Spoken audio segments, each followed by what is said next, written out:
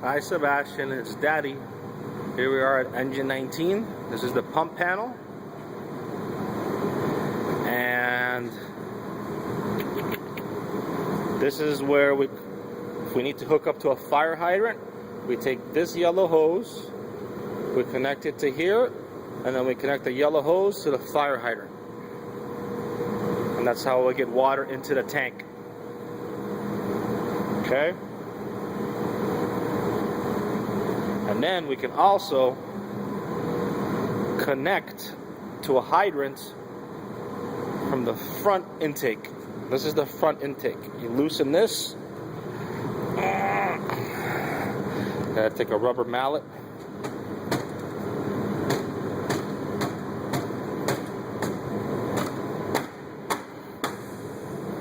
There we go. Loosen this. Okay, and then you connect this yellow hose again. Always the yellow hose goes to the fire hydrant.